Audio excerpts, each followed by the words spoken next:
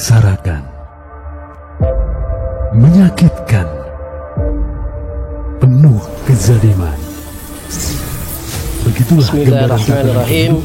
Editorial Kabar Sirkah edisi ke-18 Jumat 28 Januari 2022 dengan tema Ibu Kota Negara IKN baru bukan untuk rakyat tapi proyek oligarki kapitalis.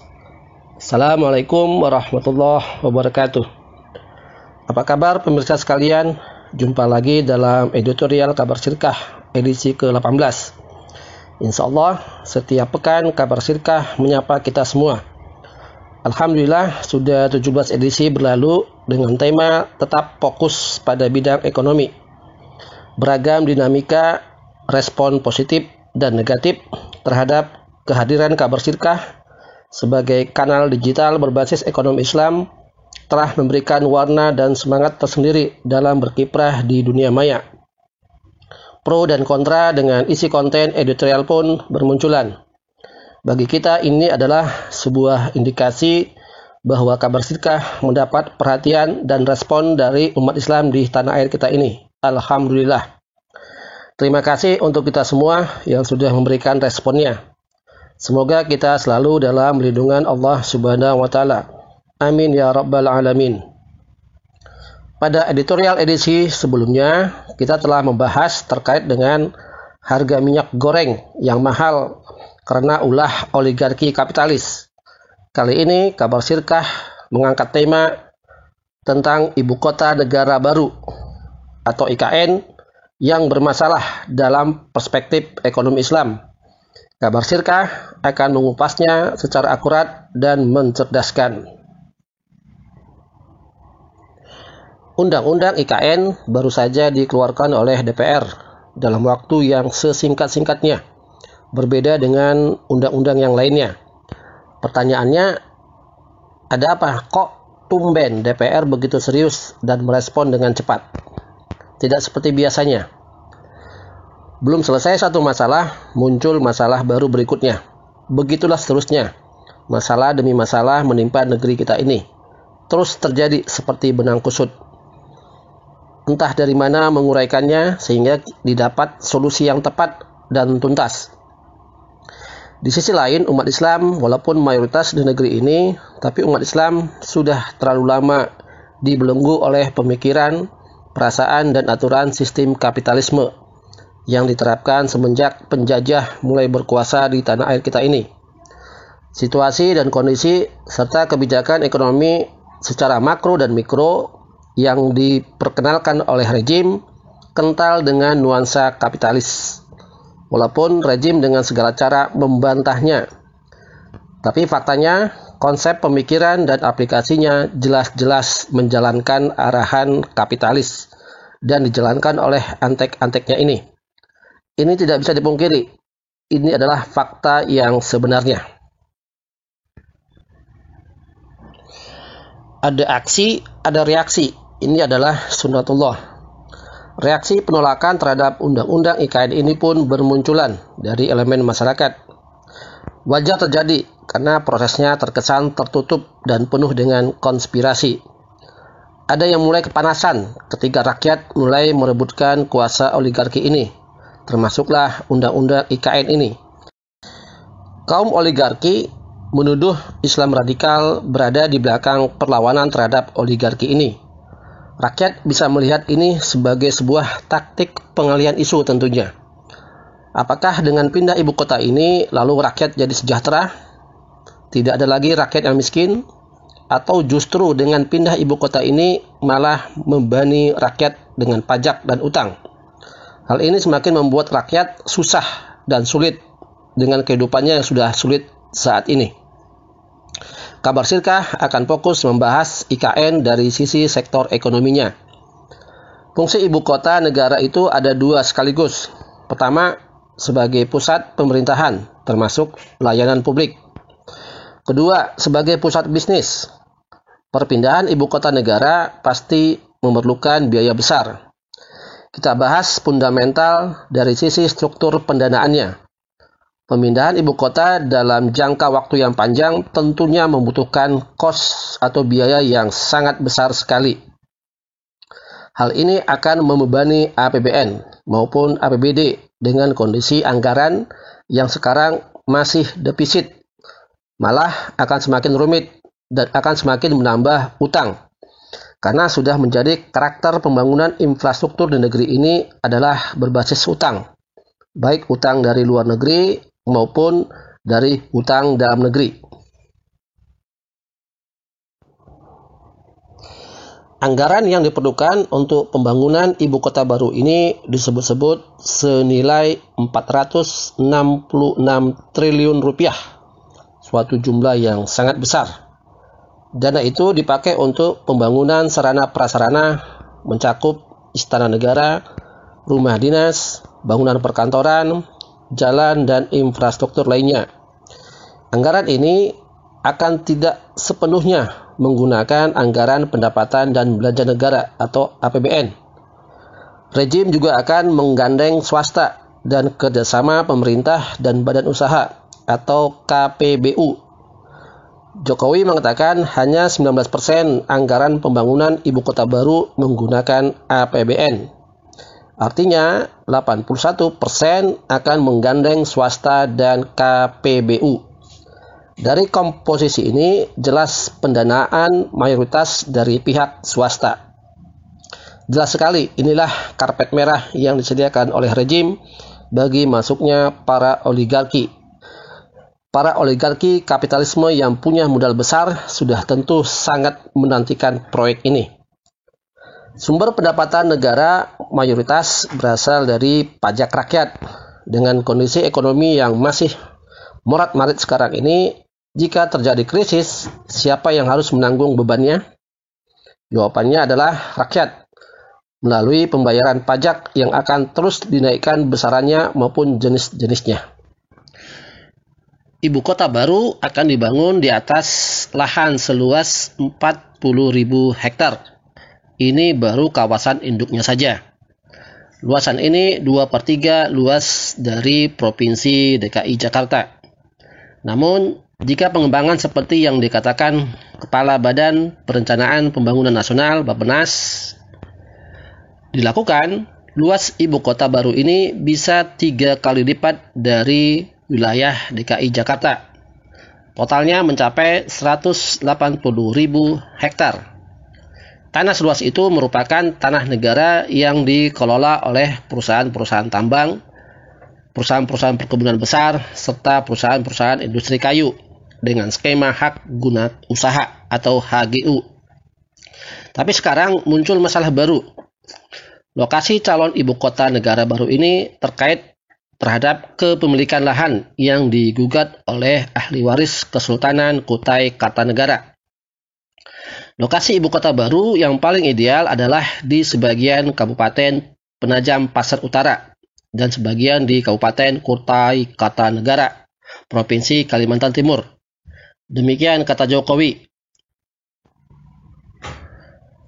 Lahan seluas 120.000 hektar yang diklaim milik kerabat Kesultanan Kutai Kartanegara yang dibuktikan dengan bukti-bukti otentik terbentang di daerah Sepaku dan Semoy, Penajam Pasar Utara, serta Samboja, Kabupaten Kutai Kartanegara, dikutip dari Cakrawala.net.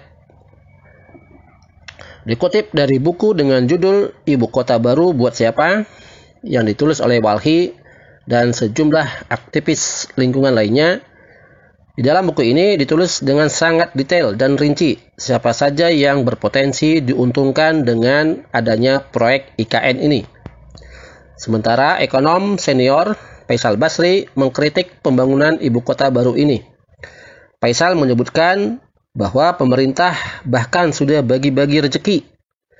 Ekonom Universitas Indonesia ini diantaranya menyebutkan sosok adik Prabowo Subianto, Menteri Pertahanan RI, semua nanti ditunjuk langsung, bahkan sudah ada yang ditunjuk.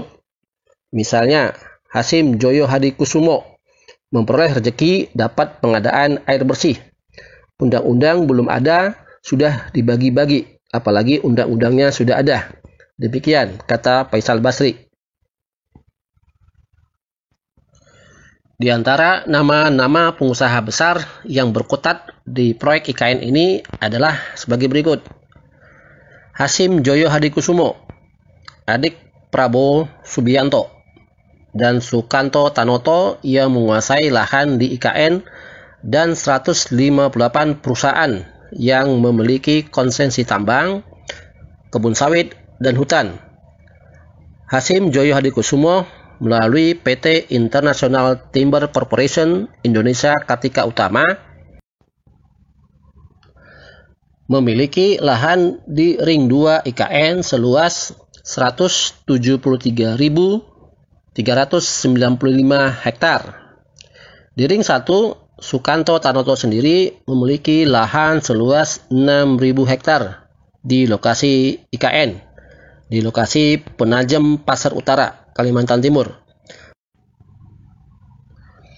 Melalui perusahaannya PT ITCHI Hutan Manunggal atau PT IHM. Ini di Ring 1, kawasan inti IKN.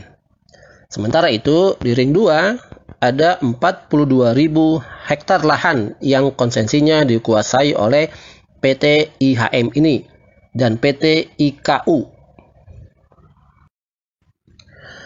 Ada juga nama Reja Herwindo, anak dari Setia Novanto, mantan ketua Golkar, terpidana korupsi IKTP, yang namanya tercatat di 3 perusahaan tambang batubara, yaitu PT Eka Dwi Panca, PT Mutiara Panca Pesona, dan PT Panca Arta Mutiara Serasi. Perusahaan ini merupakan perusahaan keluarga Novanto, ada di Ring 2 IKN.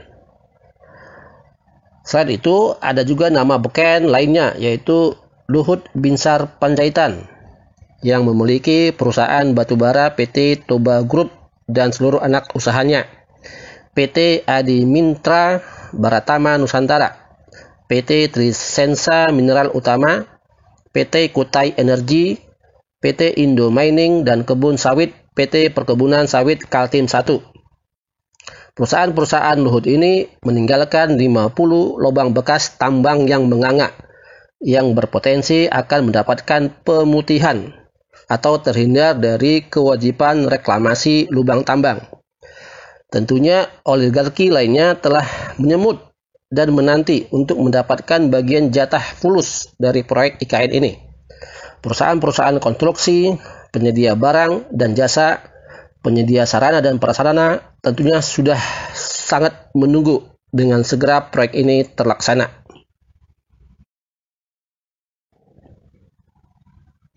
Lantas, apa yang akan didapatkan oleh rakyat, khususnya masyarakat Kalimantan Timur, terutama yang ada di seputar lokasi IKN? Ahli geologi Andang Baktiar menyebut bahwa pusat kawasan IKN akan rawan bencana, khususnya banjir. Kalau banjir terjadi sebagai dampak berkurangnya resapan air, tentu masyarakat sekitar IKN yang kena dampaknya. Yang lahannya tinggi di IKN akan aman, karena sudah punya konstruksi untuk mengantisipasi. Seluruh rakyat Indonesia juga kebagian menanggung beban pembiayaan IKN yang anggarannya dinikmati oleh para pengusaha besar ini. Kalau rejim mengambil utang untuk membiayai proyek ini, tetap saja pajak rakyat yang membayarnya.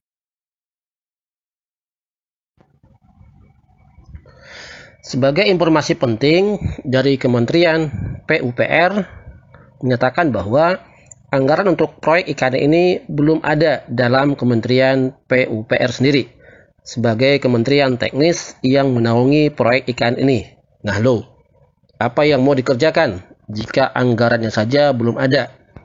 Lagi-lagi anggaran dari APBN yang akan menalanginya. Demikian. Sementara masih banyak proyek-proyek strategis lainnya yang lebih prioritas, terutama untuk menggerakkan ekonomi rakyat. Tapi malah proyek-proyek yang menguntungkan oligarki yang diutamakan. Proyek IKN ini memang proyek yang dari awal saja sudah penuh dengan masalah di level kebijakan. Mestinya rakyat diminta pendapatnya melalui referendum apakah setuju atau tidak dengan pemindahan ini, karena akan berdampak multidimensi. Lantas, bagaimana pandangan Islam terkait dengan kasus ibu kota negara baru ini? Kalau perekonomian negara bertumpu pada sektor swasta, maka pemerintahan yang berjalan akan mudah dikendalikan oleh swasta. Islam tidak menghendaki hal ini terjadi, sehingga tulang punggung ekonomi negara harus bertumpu pada negara, bukan pada pihak swasta. Dan jika sebuah negara meletakkan tulang punggung ekonominya pada sektor swasta, maka sebenarnya keberadaan pemerintah hanyalah sebagai pelengkap penderita bagi rakyatnya saja. Jadi, dalam negara kapitalis, berjalannya ekonomi sangat tergantung kepada pihak swasta, dan posisi pemerintah sangat ditentukan oleh tegaknya swasta. Kenapa demikian? Karena tegaknya hidup matinya negara kapitalis itu bisa dilihat dari struktur APBN-nya. Ciri-ciri anggaran pendapatan dan belanja negara kapitalis adalah pendapatan utamanya bersumber dari pajak. Ya, sekali lagi dari pajak. Nah, Indonesia membuktikan hal tersebut dengan sekitar 80% pendapatannya utamanya berasal dari sektor pajak. Untuk mewujudkan negara yang benar-benar menjadi tulang punggung ekonomi, maka harus diterapkan ekonomi Islam. Kalau sistem ekonomi Islam dijalankan, maka fundamental yang paling mendasar yang harus diperbaiki adalah penataan terhadap kepemilikan. Dalam Islam, kepemilikan sangat tegas, dibedakan antara kepemilikan individu, kepemilikan umum, dan kepemilikan negara. Hal itulah yang tidak ada dalam sistem ekonomi kapitalis. Kalau dalam kapitalisme, semua bebas dikuasai oleh swasta. Yang dianak emaskan adalah swasta, dan ini terbukti dalam proyek IKN ini. Rasulullah SAW mengatakan bahwa kaum muslimin atau rakyat berserikat dalam 3 kepemilikan, yaitu sumber daya air, padang gembalaan atau hutan, dan api atau energi. Ini harus menjadi milik bersama, maknanya umum. Jadi dalam kasus IKN ini terkait lahan yang digunakan yang sejatinya adalah lahan yang sangat luas yang berupa hutan, ada hak rakyat di dalamnya. Rejim tidak bisa sesukanya dalam hal ini diserahkan kepada pihak swasta oligarki kapitalis. Tugas negara hanya mengelola untuk kemudian hasilnya didistribusikan kepada rakyat. Bahkan bisa gratis, karena ada hadis yang mengatakan bahwa menjual kepada rakyat itu hukumnya haram, berdasarkan hadis riwayat Ibnu Majah. Hadis riwayat Ibnu Majah dari Abdullah bin Sa'id, dari Abdullah bin Kirasi bin Kausab As-Saibani, dari Al-Awam bin Kaisab, dari Mujahid, dari Ibnu Abbas radhiyallahu anhu bahwa Rasulullah sallallahu alaihi wasallam bersabda, "Al-muslimuna suraka'u fi salasi, fil ma'i wal kala'i wan nar, wa samnahu haramun." Artinya, kaum muslim berserikat dalam 3 hal: air, padang rumput, dan api, dan harganya adalah haram. Ibnu Hajar berkomentar dalam Talqis Al-Habir, Abdullah bin Kirasi matruk, Ibnu Al-Muwatta mensahihkannya. Dari hadis tersebut, jelas relasi atau hubungan antara negara dengan rakyat tidak boleh sebagai relasi jual beli atau negara berbisnis dengan rakyatnya sendiri. Tapi relasinya adalah pemberian layanan yang berkualitas dan menyentuh sektor-sektor publik atau umum. Dalam kasus IKN ini jelas relasinya adalah bisnis, sehingga rakyat yang menjadi korbannya. Terkait skema pendanaan, jika pembangunan IKN berasal dari hutang, terutama karena sekarang negara bayar utang dengan bunga yang cukup tinggi, tertinggi se-Asia Pasifik, di atas 7-8%. Maka ini akan bisa menjadikan ruang fiskal semakin sempit dan jelas-jelas ini adalah praktek riba yang diharamkan. Pilihan lain yang bisa jadi alternatif adalah pembangunan pusat bisnis baru di luar Pulau Jawa. Akan lebih mudah terrealisasi dan menghemat biaya dibandingkan pemindahan ibu kota. Masalah yang utama adalah mengenai biaya dan kesinambungan pembangunannya. Dibangun kota-kota bisnis di luar Pulau Jawa untuk pemerataan pembangunan. Tidak perlu ibu kota negara yang baru. Apalagi mengingat Indonesia merupakan negara kepulauan. Hal ini akan menambah kesulitan tersendiri dalam pemindahan ibu kota.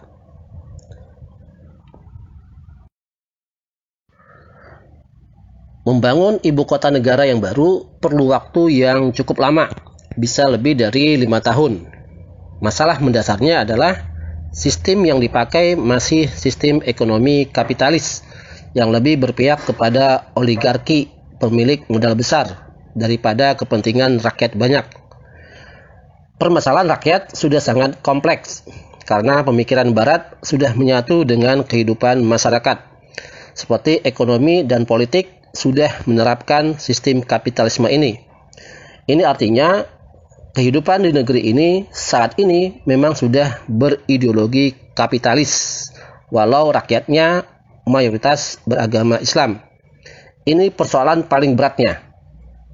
Memang tidak bisa apple to apple membandingkan negara kita ini dengan negara khilafah. Satunya negara sekuler dan satunya lagi negara Islam. Tapi sebagai manusia yang mengaku umat Rasulullah SAW, pasti semua pemikiran dan sikap serta aplikasinya terikat dengan syariat. Termasuklah dalam kasus IKN ini. Ditinjau dari sejarah peradaban Islam mencatat 4 kali perpindahan ibu kota negara khilafah. Perpindahan pertama adalah dari Madinah ke Damaskus pada awal khilafah Umayyah. Damaskus saat itu adalah sudah ibu kota musim panas Kekaisaran Bizantium.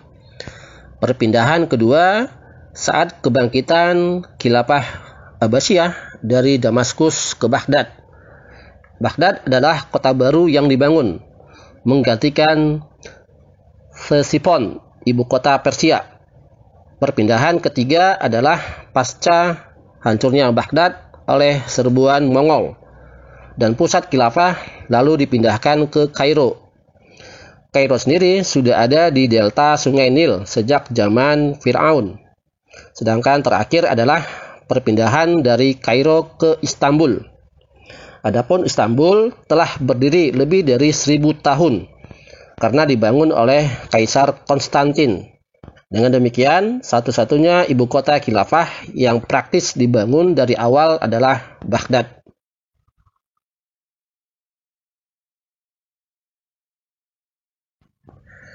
Menurut para sejarawan perkotaan Modelsky maupun Kendler, Baghdad di Irak memegang rekor kota terbesar di dunia dari abad ke-8 sampai abad ke-13 Masehi. Penduduk Baghdad pada tahun 1000 Masehi ditaksir sudah mencapai 1,5 juta jiwa. Peringkat kedua diduduki oleh kota Cordoba di Andalusia, Spanyol, yang saat itu juga wilayah Islam dengan jumlah penduduk 500.000 jiwa. Dan ketiga baru Konstantinopel yang saat itu masih ibu kota Romawi Bizantium dengan berpenduduk 300.000 jiwa. Pada tanggal 30 Juli 762 Masehi, Khalifah Al-Mansur dari Khilafah Abbasiyah mendirikan kota Baghdad. Khalifah Al-Mansur percaya bahwa Baghdad adalah kota yang tepat untuk menjadikan ibu kota khilafah. Modal dasar kota ini adalah lokasinya yang strategis dan memberikan kendali atas rute perdagangan sepanjang Sungai Tigris ke laut dan dari Timur Tengah ke Asia, serta tersedianya air sepanjang tahun dan iklimnya yang kering. Modal dasar Baghdad ini tentu tidak akan efektif tanpa perencanaan yang tepat dan luar biasa. 4 tahun sebelum dibangun, yaitu pada tahun 758 Masehi, Khalifah Al-Mansur mengumpulkan para surveyor, insinyur, dan arsitek dari seluruh dunia untuk datang dan membuat perencanaan kota. Lebih dari 100.000 pekerja konstruksi datang untuk mensurvei rencana-rencana tersebut. Baik dari mereka disebar dan diberi gaji untuk langsung memulai pembangunan kota. Kota dibangun dalam 2 semi lingkaran dengan diameter sekitar 19 km. Bulan Juli dipilih sebagai waktu mulainya pembangunan karena 2 astronom yaitu Naubat, Akhfas, dan Masalah berkeyakinan bahwa saat itu adalah saat yang tepat karena tinggi air Sungai Tigris sedang tinggi-tingginya, sehingga kota dijamin aman dari banjir. Batu bata yang dipakai untuk membangun infrastruktur berukuran sekitar 45 cm pada seluruh seginya. Abu Hanifah adalah penghitung batu bata dan dia mengembangkan sistem kanalisasi untuk membawa air baik untuk pembuatan batu bata maupun untuk keperluan manusia.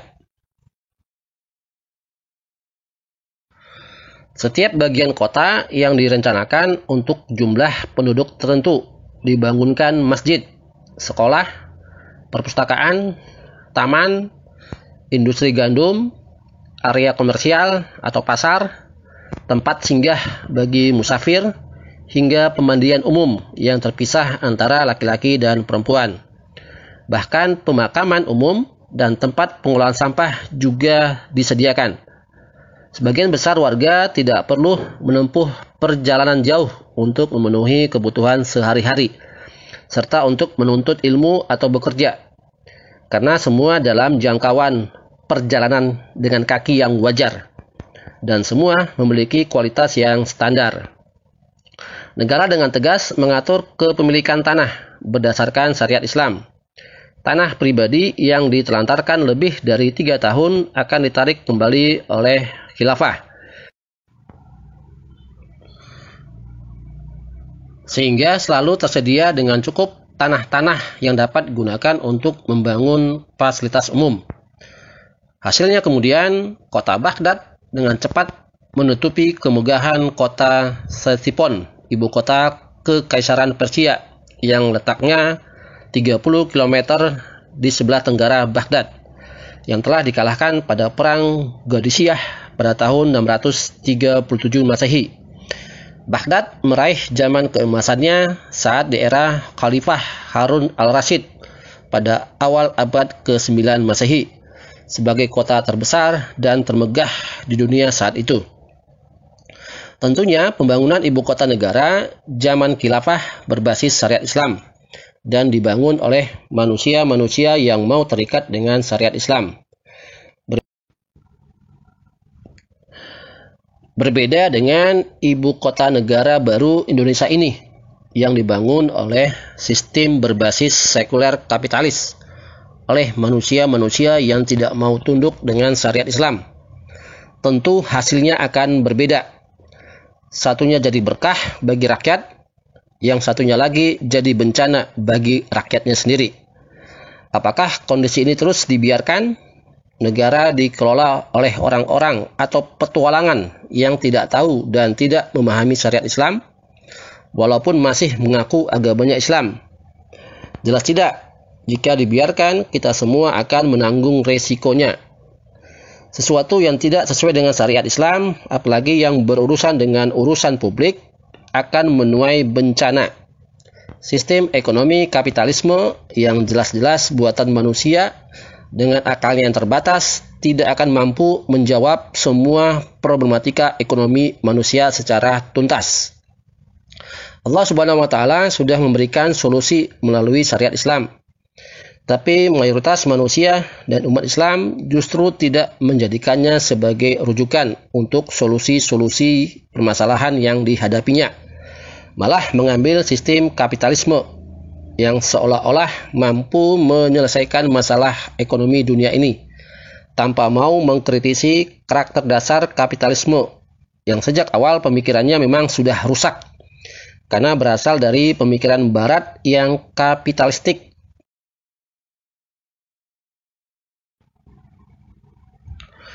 Akibat penerapan sistem kapitalisme ini, manusia semakin bermental materialistik atau hanya mengejar harta, semakin hedonistik, hanya mengejar kesenangan duniawi, dan semakin individualistik, hanya mementingkan diri sendiri.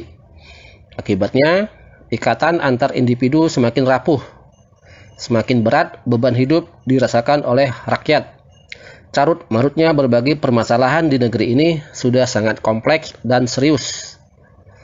Kembalinya umat Islam untuk secara utuh menerapkan syariat Islam secara total tidak bisa ditawar-tawar lagi. Umat seharusnya menyadari bahwa kebaikan hanya ada pada Islam dengan syariatnya.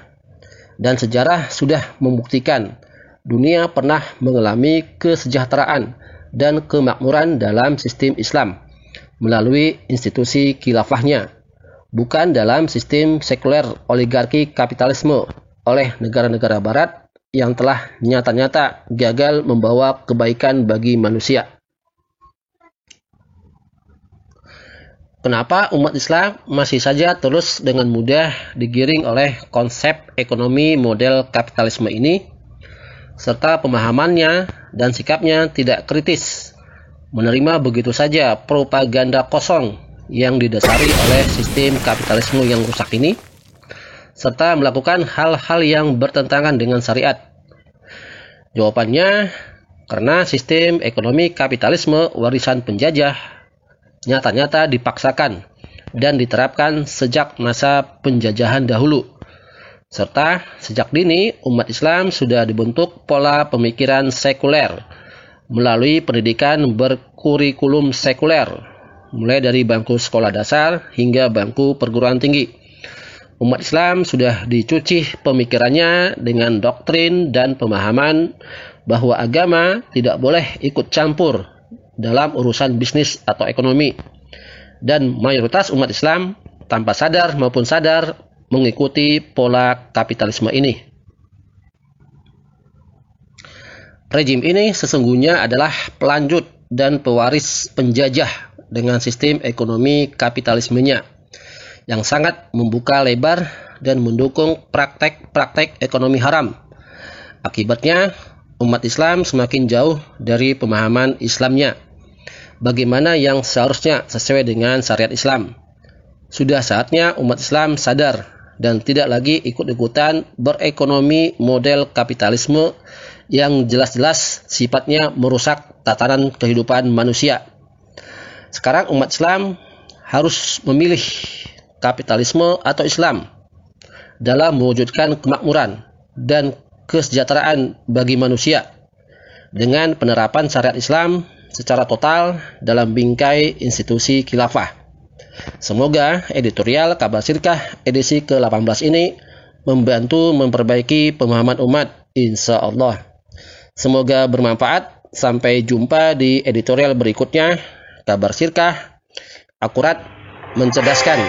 Terima kasih. Wassalamualaikum warahmatullahi wabarakatuh.